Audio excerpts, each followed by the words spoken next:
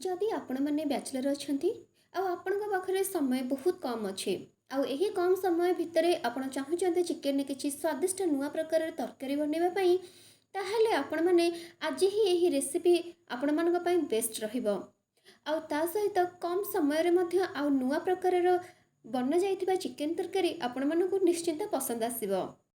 आशा करुच्ची कि आपण मानकु आजर यही रेसिपी निश्चिंत रूपे भल लगिबो। आपण मैंने जदि चाहूँगी यही रेसिपी को निजे घरे यही भाव में मो प्रोसेस तैयारी करने ताहले वीडियोटी को लास्ट पर्यंत देखो, बिल्कुल भी स्किप करूँ नहीं।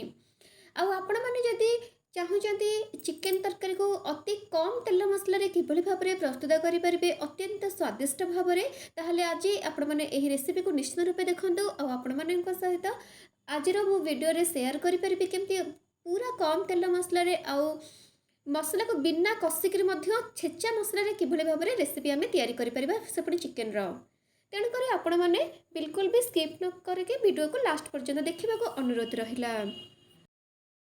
तेज चलते स्टार्ट करना आज रेसिपी। यही रेसिपी प्रथम एठार 250 ग्राम चिकेन नहीं जहाँ को धोईक एमती गोटे चामच तेल मात्र रिफाइन तेल मुझे भाजी दूसरी यही भाव में आप भाजीदे आउ तेल कि आप गोटे चामच लंका गुंड पकेबे टी कलर भल आसो से आप भाजिला समय चिकेन को टिके लंका गुंड पकेबे और गैस फ्लेम को एकदम हाई रखिथे। एठारे मु छेचा मसला व्यवहार करी बोले आगुरी वीडियो रे कहिछि तेणुकर गोटे चामच अदा रसुण को छेचिक मुझे ऊपर एमती पकाउछि सहित टिके हलदी गुंड आड कली।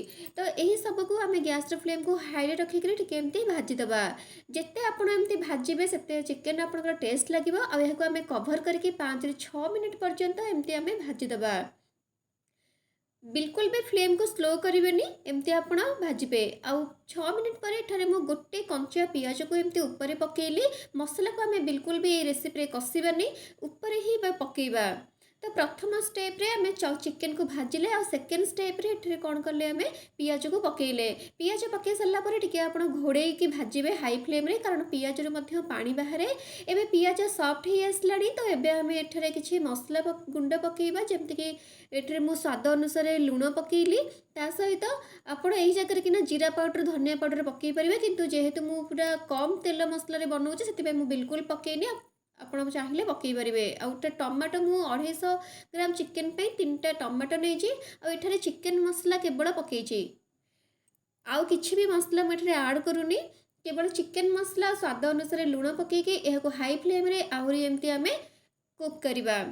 आ बर्तमान आम एथर को गैस फ्लेम को हाई रखिक आउ थे एमती आम कभर करके कुक करवा। जेहेतु आम गुंडा मसला पकेले आमती कभर करवा मझे मझे 5 ରୁ 6 मिनिट पर्यंत एमती कभर करके आउ चेक करके तलू तले लगिज आप चेक करुवे आमती गोले गोले भाजुवे। एबे टमाटो पूरा सॉफ्ट ही आसला तो गैस फ्लेम एबे भी हाई रे अच्छी और टमाटो को टिके एमती आप प्रेस करदे जहाँद्वारा टमाटो आहरी भल भाव में मेल्ट हो आप देखिपे एबे चिकेन टिके टिके आप हल्का भाव में टिके पानी आसला। तो एबे भी आम कौन करवा आउ थे 5 ରୁ 6 मिनिट पर्यंत कभर करदे कहीं गुंडा मसला पड़ी।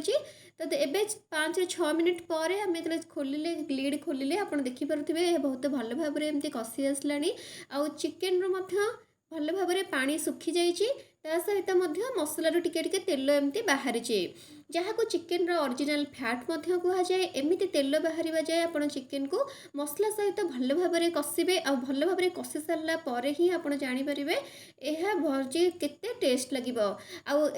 आप गरम पानी गोटे ग्लास देवे जी आप झोल रखा चाहूबे आप हिसाब से पानी देवे। गरम पानी देवा द्वारा चिकेन तरकारी बहुत टेस्ट लगी थाए सहित तरकारी भल कलर आसी थाए।